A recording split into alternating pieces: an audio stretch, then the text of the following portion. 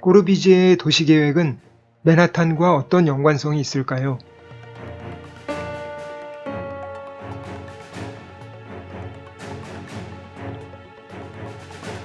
저희가 딜리리어스 뉴욕의 마지막 부분을 살펴보고 있는데요. 전체 목차에서 보면 맨 마지막 부분인 유러피안, 보라, 달리와 꼬르비제가 뉴욕을 정복했다 라는 부분입니다. 이 부분에서 달리와 꼬르비제를 중요하게 다루고 있는데요. 달리가 한 말과 꼬르비제가 한 말을 인용해서 이렇게 설명을 하고 있죠. 뉴욕, 너는 왜 내가 태어나기 훨씬 전부터 나의 동상을 창조하였는가? 라고 달리가 이야기했다고 하는 거는요. 달리가 생각할 때 달리가 만든 새로운 초현실주의의 방법인 PCM과 그것을 활용한 그림들보다 훨씬 이전에 뉴욕은 자신이 하려고 했었던 초현실주의를 이미 실현했다라는 거를 이렇게 말로 표현하고 있는 겁니다. 그리고 꼬르비제는 뉴욕의 마천루들이 너무 작다라고 이야기했다는 것을 코라스가 강조하고 있는데요. 이 내용이 뭘지를 저희가 집중적으로 살펴볼 것입니다. 코라스는 꼬르비제와 PCM의 연관성에 대해서 설명을 하고 있는데요. 꼬르비제가 1929년에 세느강에 있는 배를 개조해서 구세군을 위한 시설을 만듭니다. 이 시설은 160명의 노숙자들에게 숙소를 제공하는 시설이었는데요. 이 배 아래쪽을 콘크리트로 보강을 하고 여러 침대, 이게 군사시설에서 사용됐었던 것도 같고 많은 것들이 전쟁에서 사용됐었던 물품들이 사용되었나 봐요. 그래서 이렇게 기존에 있었던 배를 재활용한 거, 그 다음에 기존의 군사시설들을 사용한 것 같은 것, 이런 것들을 코라스가 볼 때는 이것도 꼬르비제가 일종의 PCM의 방법을 활용한 것이다 라고 설명을 하고 있습니다. 그리고 콘크리트에 대해서 PCM과의 연관성을 설명을 하는데요. 왼쪽 그림은 무의식적인 것, 그리고 비정상적인 어떤 사고가 저 위에 꿈틀거리는 액체 같은 것이라면 아래쪽에 받치고 있는 받침대는 이성적인 사고죠. 그래서 이성적인 사고로 저 꿈틀거리는 무의식적이고 비이성적인 것을 고정시켜서 어떤 창작물로 만드는 것을 설명하는 달리의 PCM에 대한 설명인데요. 이것과 유사하게 근대 건축가들이 만든 콘크리트 구조물이라는 것이 사실 꿈틀거리는 콘크리트를 거푸집과 철근으로 잡아서 뭔가 무의식적인 것을 구체적인 창작물로 만든 것이다 라고 설명을 하고 있어요. 그래서 코라스는 이 PCM의 방법하고 근대 건축가들이 사용했었던 거푸집과 콘크리트라는 거를 매우 유사하게 바라보고 있는 거죠. 그래서 근대 건축 국제회의, CIAM이라고 하고요. 원래는 콩그레 앵테르나시오널 d'Architecture Moderne의 약자인데요. 꼬르비제도 물론 여기에 속해져 있었고 이 CIAM에서 굉장히 많은 콘크리트로 된 도시들을 만들죠. 근데 이러한 콘크리트로 만들어진 건물과 도시가 코라스가 생각할 때는 마치 PCM에서 무의식적인 것, 그리고 비이성적인 것이 이성에 의해서 고정되는 것하고 같은 과정이다 라고 설명을 하고 있는 것입니다. 그러면서 코라스가 비유적으로 설명을 하는 것이 노아의 방주거든요. 이 부분은 약간 난해한 부분이 있는데요. 노아가 하나님의 계시를 받고 이제 대홍수가 올 거라는 거를 알고 방주를 만들기 시작하죠. 근데 방주를 만들 때 사람들이 다 저 사람은 미친 사람이다. 제정신이 아니다. 라고 얘기를 했죠. 그래서 어떤 확신을 노아는 갖고서 그 방주를 만든 거죠. 근데 방주를 만들 때 나무로 만드느라고 굉장히 힘들었을 거예요. 그래서 노아한테는 어떤 편집증과도 같은 확신은 있는데 그거를 구체적으로 만들 재료가 부족했었다라고 코라스는 보고 있는 거고요. 그래서 맨 아래쪽에 보면은 노아에게 필요했던 것은 철근 콘크리트다라는 것은 어떤 편집증적 확신은 있는데 그게 구체적으로 실현될 수 있는 재료가 없었다라고 얘기를 하는 거고요. 그래서 결국 노아는 나무로 방주를 만들고 그 다음에 홍수가 몰아닥침으로써 결국 자신의 확신이 맞았다라는 것을 증명을 하게 되죠. 근데 반면에 근대 건축에는 철근 콘크리트가 있어서 어떤 구조물을 만들 수는 있었는데 근대 건축에 부족했던 것은 코라스가 볼 때에는 노아에 있어서 홍수처럼 어떤 극단적인 상황, 재난 같은 상황이 몰아닥쳐서 근대 건축의 건축가들의 판단이 옳았다라는 그 어떤 재난 상황, 홍수 같은 상황이 없었다라고 코라스는 보는 것입니다. 그래서 맨 마지막에 보면은 근대 건축이 필요로 하는 것은 홍수이다라고 얘기를 하고 있는 거죠. 그래서 코라스의 관점에서는 근대 건축가들이 근대 도시와 근대 건축을 만든 게 일종의 편집증적인 확신으로 그것을 만든 것이다 라고 얘기를 하고 있는 거고, 그 다음에 노아도 역시 마찬가지였다 라고 이렇게 평행선상으로 놓고 있는 것이에요.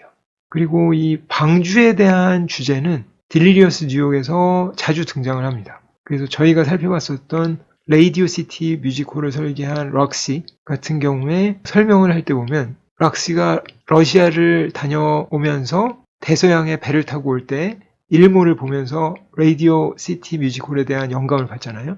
그 부분을 일몰의 계시가 있는 순간부터 럭시는 노아가 되었다라고 얘기를 해요. 그래서 어떤 확신을 갖게 됐다는 거죠. 그리고 거의 신적인 메시지에 선택된 수령자이며 그리고 그것을 현실 세계에 부과시킨 자가 되었다라고 얘기를 하죠. 그래서 마치 노아가 어떤 확신을 가지고 그거를 현실의 방주로서 만드는 것처럼 왁시도 역시 같은 확신을 가지고서 레이디오 시티를 만들었다라고 설명하는 거고요. 그래서 레이디오 시티 뮤지컬은 그의 방주였다라고 설명을 하고 있습니다. 그래서 이런 종류의 비유, 어떤 방주에 대한 비유가 호라스한테는 굉장히 자주 나오고요. 이게 건축 그룹 FOA의 작품집에 보면은 그 작품집 제목이 필로제네시스인데 부제목이 FOA의 아크, 그러니까 FOA의 방주라고 나옵니다. 그래서 이 방주라는 비유도 사실 이 코라스의 전통하에서 그 제목을 가지고 온 거죠. 그러면 꼬르비제와 맨하탄은 구체적으로 어떻게 연관이 되느냐라고 했을 때 코라스는 꼬르비제가 뉴욕을 방문했을 때 이렇게 신문 기사화됐었던 거를 딜리리어스 뉴욕에 실어놨습니다. 그래서 꼬르비제가 고담의 타워들을 스캔했다라고 하면서 여기서 고담은 뉴욕을 얘기하는 거고요. 락펠러 센터 사진을 가운데 쪽에 갖다 놨고 그 다음에 오른쪽 아래에는 꼬르비제 사진을 갖다 뒀죠. 그리고 여기 인터뷰 내용 중에 중요한 거를 이렇게 코라스가 뽑아놨는데 기자가 다시 물은 거죠. 아니, 너무 작다고요? 그랬더니 꼬르비제가 네, 너무 작습니다. 그리고 자유롭고 효율적인 순환을 위해서는 너무 좁습니다. 라고 꼬르비제가 대답을 했다는 거예요. 그래서 꼬르비제가 볼 때는 이 락펠러 센터나 뉴욕의 마천루들이 너무 작고 좁다라고 얘기를 했던 거죠. 그래서 그게 어떤 맥락이냐라는 거를 생각을 해봐야 되는데요. 꼬르비제는 본인의 미국 여행기를 모아서 책을 냅니다. 그래서 여기 코라스가 꼬르비제가 책에 실었었던 이미지들을 이렇게 딜리리어스 뉴욕에 다시 실어놨는데요. 위쪽에 보면 페리스의 그림들이 있고 그 아래에 꼬르비제의 빛나는 도시가 있고요. 그 다음에 맨하탄이 있습니다. 그리고 가운데 쪽에 갑자기 노틀담 성당이 나오는데요. 이 노틀담 성당이 나오는 거는 꼬르비제가 미국을 여행한 여행기 제목을 이렇게 지었기 때문이에요. 르꼬르비제의 깡레 까테드랄 에테 블랑슈 라고 발음을 하는데요. 이게 영어로 책이 번역이 돼 있어요. 그래서 When the cathedrals were white 라고 써 있는데 그러니까 성당, 고딕 성당이 하였을 때라고 제목이 돼 있고요. 그리고 아래쪽에는 여기는 페리스의 스케치를 꼬르비제가 다시 그린 거를 이렇게 실어놨죠. 그래서 이게 왜 미국 여행인데 성당이 갑자기 나오느냐라고 하면 꼬르비제가 생각할 때 고딕 성당, 11세기에 고딕 성당들이 지어졌을 때에 맨 처음에는 그 돌들이 하였을 거라는 거죠. 근데 그게 시간이 지나면서 점점 색깔이 짙어지고 때가 묻고 하면서 약간 쇠락한 어떤 원래의 정신을 잃어버리고 있다 하는 식으로 설명을 해요. 그래서 딱 그 어떤 고딕 성당이 처음에 태어났을 때 새로운 정신의 모습이 많이 쇠락했는데 뉴욕을 가보니까 미국에는 지금 막 태어난 새로운 정신들이 있다는 거죠. 그래서 마치 성당이 처음에 하였을 때처럼 지금 뉴욕에는 굉장히 많은 새로운 정신들이 나타나고 있다라는 것을 비유적으로 표현한 게 저 성당이 하였을 때 라는 비유적인 제목으로 본인의 여행기 책 제목을 재밌게 다룬 거고요. 그리고 저 책을 실제로 읽어보면은 진짜 재밌는 내용들이 많이 있습니다. 그러니까 뉴욕이나 미국을 비판을 하지만 상당히 긍정적으로 보는 부분도 많아요. 그래서 새롭게 생겨나는 기계 문명이나 야구에 관련된 얘기도 나오고요. 기타 여러 가지 새로운 문물들에 대해서 꼬르비제가 충격을 받고 이렇게 긍정적으로 보는 부분도 있습니다. 근데 마천루에 대해서는 꼬르비제가 유독 비판을 하는데요. 그 관점이 보면은 꼬르비제가 스케치를 해놓은 걸 보면은 대략 이런 식이에요. 1900년대까지는 유럽 도시 가운데 보면은 성당이 있고 그다음에 작은 건물들이 이렇게 쭉 있죠. 그래서 유럽 도시가 있었는데 그다음에 1935년쯤에는 이 맨하탄을 보면은 고층 건물이 이렇게 만들어졌다라는 거죠. 근데 꼬르비제가 볼 때는 이게 가장 효과적인 도시는 아니다. 왜냐면 너무 마천루들 사이의 간격이 좁고 이 마천루 하나하나가 너무 작고 좁다는 거죠. 그래서 꼬르비제가 생각할 때 미래의 도시는 본인이 생각하는 도시죠. 이렇게 마천루 하나하나가 굉장히 크고 그리고 그 건물들의 사이 간격이 널찍널찍하게 이렇게 떨어져 있어서 환기가 더 잘 되고 효율적인 도시가 돼야 된다라고 주장을 하는 거예요. 그래서 그렇기 때문에 꼬르비제가 볼 때는 뉴욕의 마천루들이 작다는 거죠. 그래서 꼬르비제가 제안한 현대 도시계획 그리고 빛나는 도시계획을 보면은 굉장히 약간 삭막한 느낌이 있어요. 저 가운데 쪽에 있는 24개의 오피스 타워는 조금 아까 설명드린 꼬르비제가 생각한 마천루인데 뉴욕의 마천루보다 훨씬 더 크고 그리고 간격이 띄엄띄엄 있어요. 그리고 이 건물들이 다 똑같이 24개가 생겼죠. 그리고 아래쪽에는 집합주거 블록들이 이렇게 아래쪽에 쭉 있습니다. 그래서 이런 도시가 꼬르비제가 볼 때는 녹지도 훨씬 많고 환기도 잘 되기 때문에 훨씬 더 효과적인 도시다라고 주장을 한 거죠. 그리고 꼬르비제 생각에는 이런 게 프랑스 파리에도 들어서야 된다라고 생각을 했어요. 그래서 파리 중심부의 도시 일부를 다 없애버리고 이 거대한 오피스 타워가 들어와야 된다라고 주장을 했던 거죠. 그런데 코라스가 볼 때는 이런 도시계획은 아닌 것 같다라고 설명을 하는 거죠. 코라스가 꼬르비제를 엄청나게 존경하고 많은 부분을 계속 인용하고 그리고 설계에도 적용하는데 도시계획에 대해서만은 대립각을 세우고 있습니다. 그래서 구체적으로 건물 하나하나에 대해서도 반박을 하는데요. 꼬르비제가 계획한 이 카르테지안 스카이스크레이퍼, 그러니까 데카르트적인 합리성을 가진 마천루라는 거죠. 그래서 이게 60층짜리 오피스 빌딩인데 이게 엄청나게 이질성이 없는 동질적인 건물이라는 거죠. 그래서 각각의 층이 다 똑같이 생겼고요. 그래서 저희가 살펴봤었던 다운타운 애슬리틱 클럽 같은 거 보면은 각각의 층이 다 다른 프로그램이 들어가 있고 프로그램의 성격에 따라서 조금씩 층고도 다르잖아요. 근데 그게 아니라 60개의 층이 다 똑같고 뭔가 거대해서 많은 프로그램을 수용할 것 같지만 너무 동질적이라는 거죠. 그리고 맨 위쪽에 보면은 이쪽에 공중 폭격을 위해서 공중 폭격을 대항해서 부장된 플랫폼을 만들었다라고 해서 철근 콘크리트를 이렇게 보강을 해놓은 거예요. 그래서 이게 일종의 재난 상황에 대해서 뭔가 방어를 해놓는 시스템을 계획을 했던 거죠. 그래서 이런 걸 계획을 했는데 코라스가 볼 때에는 이거는 맨하탄의 마천루들을 꼬르비제가 자기식으로 변형시킨 거다라고 얘기를 하고 있어요. 그래서 카르테지안 레빗이라고 써 있잖아요. 이 위에 보면 카르테지안 레빗이라고 써 있는데 이게 코라스는 어떻게 설명을 하냐면 마술사가 모자 안에서 토끼를 싹 꺼내듯이 뉴욕의 마천루를 집어넣었다가 꼬르비제가 자신의 카르테지안 마천루를 딱 꺼냈다는 거죠. 그래서 사실 진짜 훨씬 더 활기차고 중요한 고층 건물은 뉴욕에 있는 마천루들인데 꼬르비제가 그거를 자기식대로 변형시켜서 이 카르테지안 마천루로 변형을 시켰다는 거예요. 그래서 왼쪽은 꼬르비제의 빛나는 도시에 등장하는 마천루고요. 그리고 오른쪽은 딜리리어스 뉴욕에서 코라스가 강조하고 있는 다운타운 애슬리틱 클럽이죠. 이거를 비교해 보면은 한쪽은 엄청나게 단조로운 지금 여기 이렇게 파동처럼 된 거는 이게 화질이 안 좋아서 그런 건데요. 다 똑같은 층인 거죠.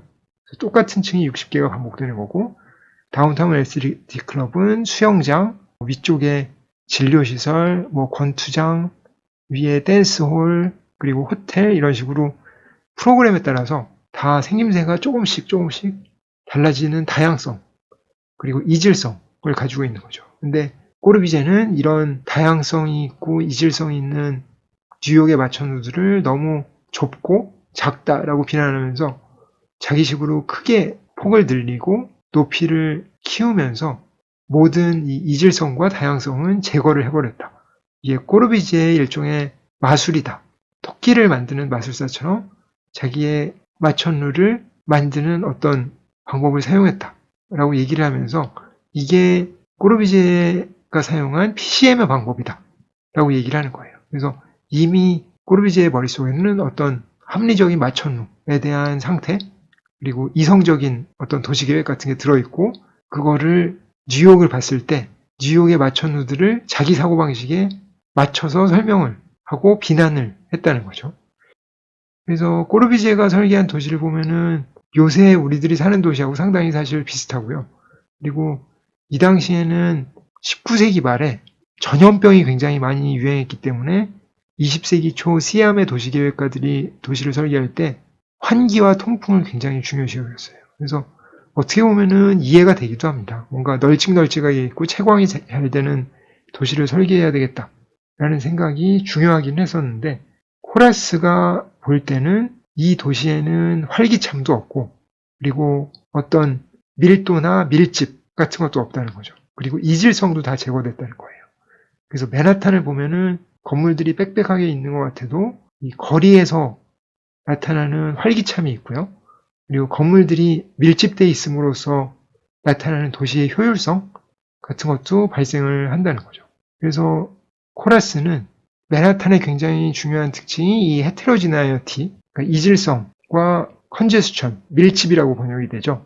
밀도가 있는 어떤 삶의 방식, 이런 것들이 중요한데 꼬르비지에는 이런 거를 다 제거시켜 버렸다라는 거죠. 그래서 이게 어떤 사람들한테는 아니 널찍널찍하게 떨어진 게 좋은 게 아니냐라고 생각할 수도 있겠지만, 코라스의 관점에서는 도시의 활기참을 만드는 게 훨씬 더 중요한 일이다 라고 주장을 하고 있는 거예요. 그래서 실제로 빛나는 도시가 실현됐다라고 하면은 사람이 걸어 다닐 수 있는 도시는 아닙니다. 자동차를 타고 다녀야 생활이 가능한 도시고요.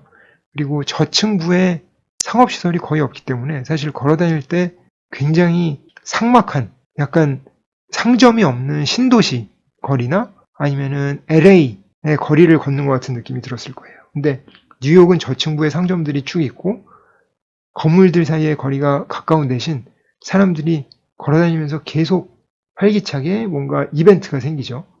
그래서 그런 거를 보면은 한편으로는 채광이나 환기가 잘 되는 신도시 같은 것도 중요하지만 이 뉴욕 같은 밀집이라는 게 있어야 된다는 코라스의 주장이 상당히 설득력이 있다라는 생각이 들어요. 그래서 이 컨제스천이라는 거는 밀도라는 덴시티라는 주제하고도 직결되는 주제인데요. 그래서 이 컨제스천, 밀집이라는 주제가 덴시티라는 주제로 이어지고, 그리고 OMA에서도 굉장히 중요한 주제로 다뤄집니다. 그리고 이 덴시티라는 주제는 특히나 OMA에서 근무했었던 MVRDV로 이어지고요. MVRDV의 FARMX라는 책, 그러니까 용적률이 FAR죠. Floor Area Ratio니까요. 그래서 용적률을 최대한으로 만들어 보겠다는 계획안인 FARMX의 부제목을 보면 Excursion on Density라고 되어 있죠.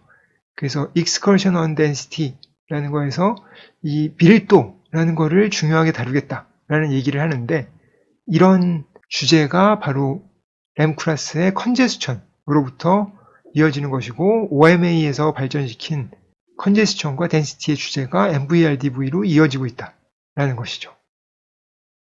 그러니까 덴시티에 대한 주제가 이렇게 중요하게 등장한 것은 힐베르자이머 그리고 아키줌 정도를 거쳐서 OMA를 거쳐서 MVRDV로 이어지는 이런 어떤 전통이 있다라는 것을 생각해 둘 필요가 있습니다.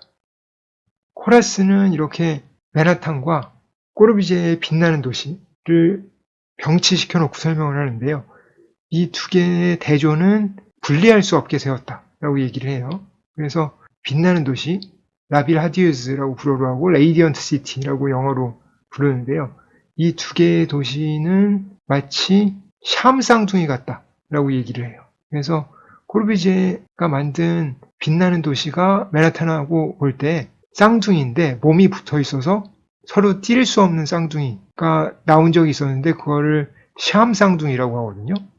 그래서 시아메이즈 트윈이라고 영어로는 얘기를 하는데 마치 빛나는 도시하고 맨하탄이 너무 닮아 있어서 샴 쌍둥이 같다라는 거죠. 근데 두 개가 비슷하면서 다른 면이 있다라고 얘기를 하고 이 컨제스천과 헤테로지니어티가 모두 제거됐고 꼬르비제의 빛나는 도시는 일종의 반 맨하탄, 안티 맨하탄이라고 얘기를 해요. 그리고 맨하탄의 마천루가 꼬르비제의 인디안이다라는 얘기를 하거든요. 그래서 이게 무슨 얘기냐면 PCM이 일종의 식민화 과정이라고 얘기를 코라스가 설명한다고 말씀드렸었죠. 코라스가 볼 때 콜럼버스도 일종의 PCM의 과정을 거쳤다라고 얘기를 합니다. 콜럼버스의 편집증적 확신은 서쪽으로 가면 인도가 나올 것이라는 확신이었죠. 그래서 서쪽으로 계속 가다가 결국 대륙을 발견을 하는데 그게 요새 미국 땅이죠. 그러니까 아메리카인데 콜럼버스는 거기가 인도라고 믿었죠.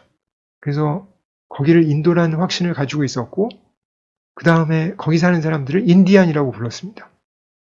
근데 알고 보니까 그 사람들이 인도 사람들이 아니라는 걸 알고서 콜럼버스가 할 수 있었던 일은 그 인디안들을 다 죽여버리는 일이었다라고 코라스가 설명을 하고 있는 거죠. 그래서 그와 똑같은 절차로 꼬르비제가 빛나는 도시와 합리적인 마천루와 도시에 대한 생각을 가지고 뉴욕에 가면은 그런 걸 볼 수 있겠지라고 뉴욕을 갔다는 거예요.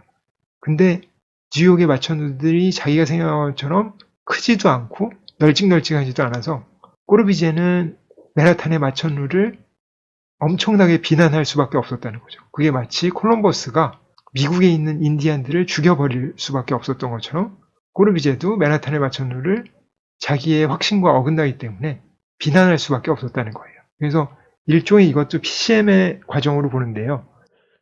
그렇다면 우리가 알 수 있는 게 코라스가 PCM을 무조건 긍정적으로만 보는 건 아니라는 거예요. 그래서 어떤 경우에는 PCM이 리얼리티 쇼티지가 일어난 그러니까 사실성의 고갈 현상이 나타난 삭막한 도시에 활력을 불어넣어 줄 수 있죠. 여러 가지 저희가 딜리리어스 뉴욕에서 봤었던 것처럼 머레이의 정원이나 레이디오 시티 뮤지컬이라든가 드림랜드 같은 거를 통해서 여러 활력을 PCM에 의해서 불어넣는 거를 볼 수 있었는데요. 그런 거는 코라스가 긍정적으로 보지만 이 꼬르비제의 PCM이나 콜럼버스의 PCM은 그렇게 긍정적으로 보고 있지 않다라는 거를 알 수 있어요. 그래서 뭔가 도시나 장소를 이동시키면서 활력을 주는 거는 좋기는 한데 그게 진짜 너무 폭력적인 식민화 과정같이 되면은 그거는 긍정적이 아닌 쪽으로 코라스가 보고 있다라는 걸 알 수가 있습니다. 그래서 꼬르비제에 대해서 코라스가 매우 존경심을 가지고 있지만 이 빛나는 도시에 대해서는 맨하탄과 대립을 시키면서 맨하탄의 손을 들어주고 있다라는 것을 알 수가 있습니다.